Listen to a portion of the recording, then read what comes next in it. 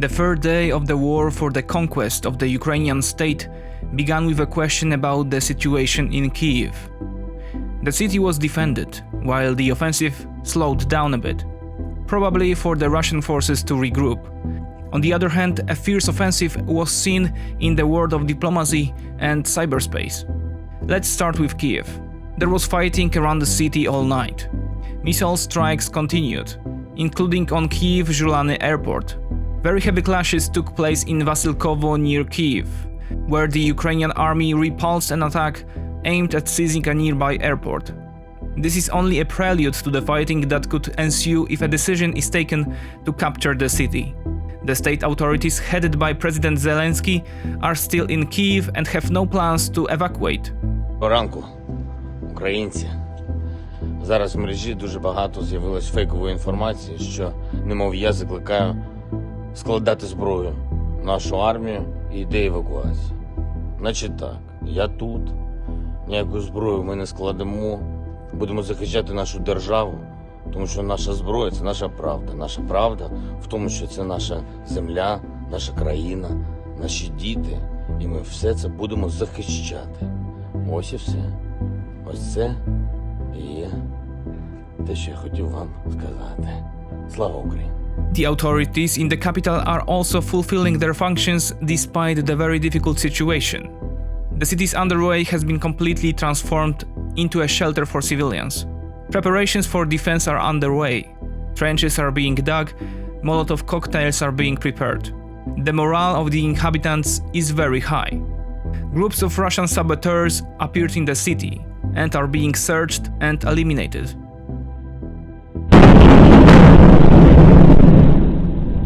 Images of a rocket attack on a residential block in Kyiv circulated around the world this morning. Hitting civilian object is inexplicable and has no justification. It is a violation of the international humanitarian law of armed conflict, or rather, proof that the law of war does not exist in Russian operations. What is more, the Russians are committing treachery. They are using Ukrainian uniforms. This is also an example of a violation of the laws of war. In the broader picture, the offensive directions of the first 2 days continue. Kyiv continues to be the main target of the attack. Attempts to break through the capital defenses have failed, but attacks will be made again. The Russians did not make significant progress on the third day of the war. They did, however, seize Markivka and Stanica Ługańska in the Ługańsk region. They probably also took Melitopol, as Reuters confirms. Kyiv, Kherson, Mariupol are still defending. However, the latter city is in a particularly difficult position and may soon be encircled, with the Russians gaining a land bridge to Crimea. Ships from the Black Sea fired Caliber missiles towards Sumy, Poltava and Mariupol. The Russian staff reports that after Kyiv rejection of the surrender offer, Russian troops are to resume the offensive in all directions.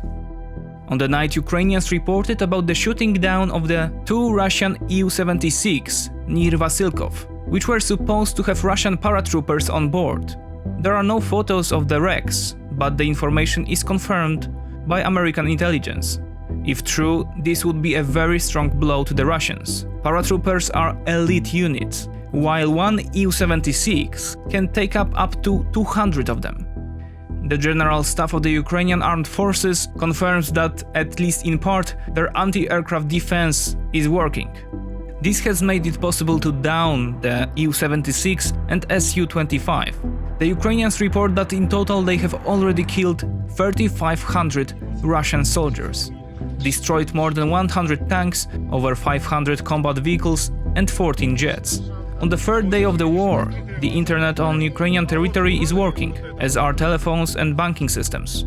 This may change, but for now, it appears that service interruptions are local and may be due to network overload, infrastructure damage, or warfare.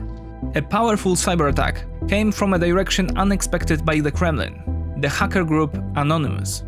The hackers blocked the Kremlin's official website, the Interfax agency, and TASS. The websites of Gazprom and Sberbank were also down.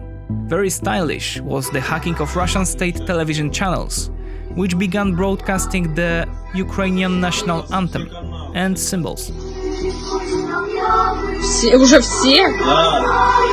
Cyber attacks can paralyze the functioning of the state. The Ukrainian army is calling for sabotage and diversionary actions against the Russian aggressor.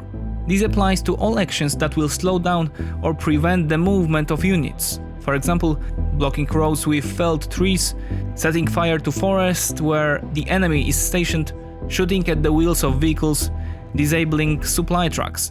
In order to confuse the enemy and make targets more difficult to detect, residents are asked to dismantle village names and house numbers. The war is on, but Ukraine is defending itself. It is defending itself much more effectively than many might have thought. It is therefore the West's duty to help the Ukrainian state. Anti-tank weapons, anti-aircraft weapons, shooting weapons, ammunition and fuel are the bare minimum. In this respect, Saturday brought good news for Kyiv. The reluctance of some countries, including Italy, Hungary, and above all Germany, to give more aid to Ukraine and to isolate Russia in the world is slowly breaking down. The broad stream of military aid is being channeled to Ukraine. 27 countries have agreed to provide Ukraine with military equipment, ammunition, and fuel. The brutal truth is that if Ukraine fell within the first 48 hours, there would be little willingness to help, and there would be pressure on Kyiv to make concessions in negotiations and eventually surrender. But the Ukrainians are holding firm, so the lack of supplies is inexplicable to the Western voters in, let's say, Germany. The latest news is that Berlin was to finally lift its own blockade on arms transfers to Ukraine.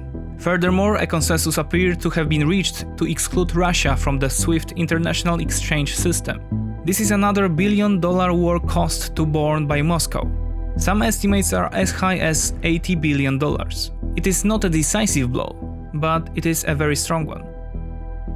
During the day, President Volodymyr Zelensky wrote a tweet thanking Turkey for blocking the Turkish Straits for Russian warships.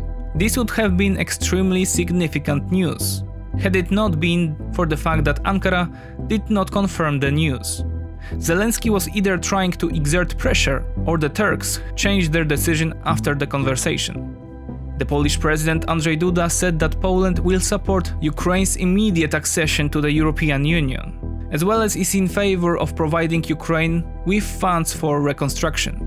On the other hand, a breakthrough can be seen in Russia's sphere of influence.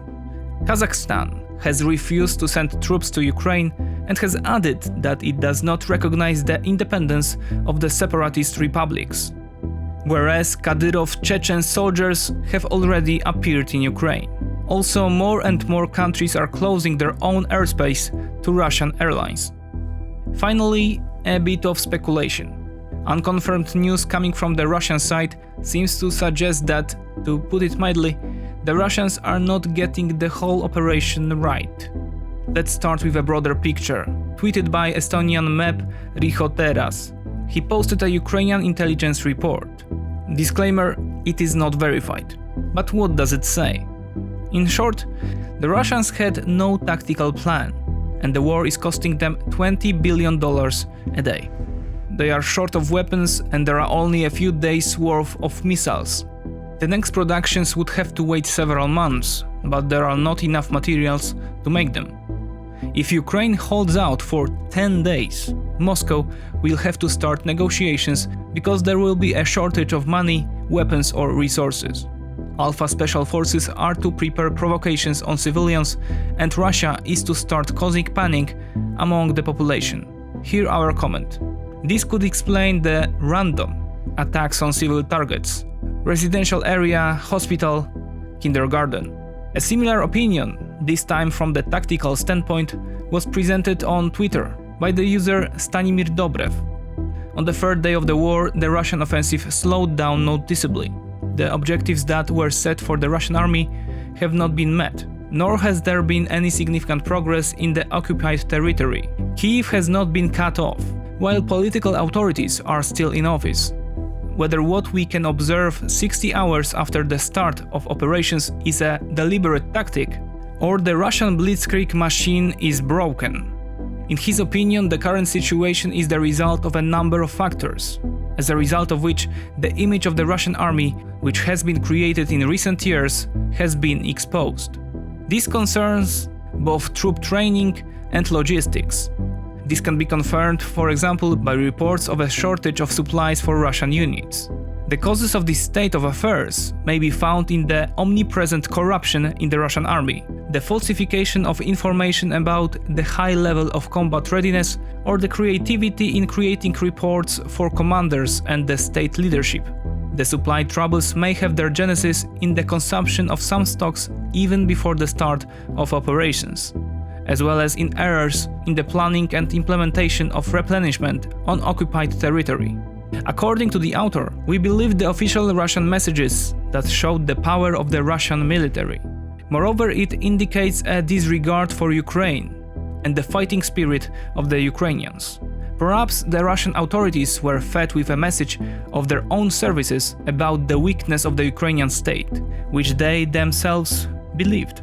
Ukraine's preparation for battle, determination and morale may have taken the aggressors by surprise and made it very difficult for Russian battalion tactical groups to operate.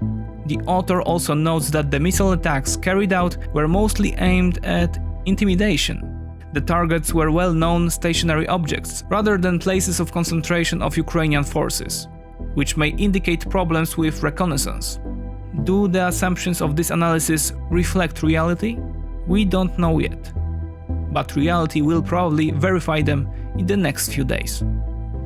The number of war refugees in Poland has already exceeded 115,000 people. We still encourage you to support them. Polish Humanitarian Action started a special fundraiser to help people fleeing to Poland by the Polish border and needing the most basic things such as food or hygiene products, as well as for the people who are moving inside Ukraine and will be dealing with the most difficult situation in their life. The fundraiser can be supported at the Polish Humanitarian Action website.